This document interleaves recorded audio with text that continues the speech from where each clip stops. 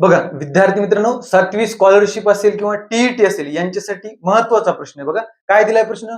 908.495 या संख्येतील डावीकडील 9च्या स्थानिक किमतीच्या किती पट उजवीकडील 9ची स्थानिक किंमत आहे. बघा विद्यार्थी मित्रांनो, एक संख्या दिली, त्या संख्येमध्ये डावीकडे एक 9 आहे आणि उजवीकडे एक 9 आहे, बरोबर आहे. त्यांच्या स्थानिक किमतीचं आपल्याला कंपॅरिझन विचारले.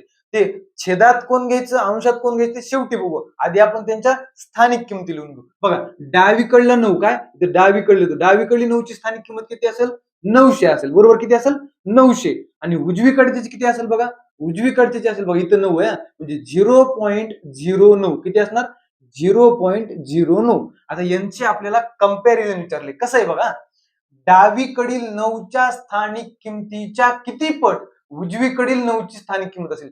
च्या कुणाला लागले म्हणजे कंपॅरिझन कुणासोबत होईल, कुणावर कंपॅरिझन होईल, च्या लागलेल्या कुणाला लागले, च्या डावीकडील 9च्या, त्याला छेदामध्ये घ्यायचं. किती आहे मग हे 900. डावीकडलं किती आहे 900 आणि कुणाचं होईल उजवीकडील 9चं किती आहे 0.09. आता विद्यार्थी मित्रांनो हे आपल्याला करता येतं. बघा इथलं पॉईंट काढून टाकण्यासाठी आपण काय करतो, पॉईंटच्या नंतर जेवढे अंक आहेत तेवढे शून्य आपण खाली देतो. बघा पॉईंट काढून टाकू, किती होते, पॉईंटच्या पुढे 2 होते ना, खाली 2 शून्य देऊन टाकू. आता आपण काटाकाटी करू शकतो, काय अडचण आहे का नाही.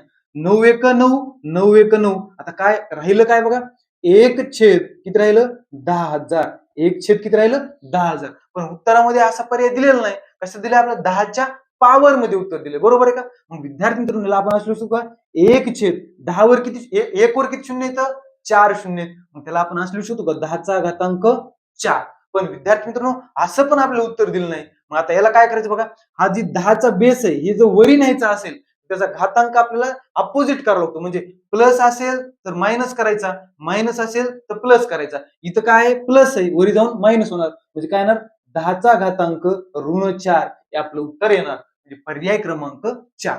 धन्यवाद.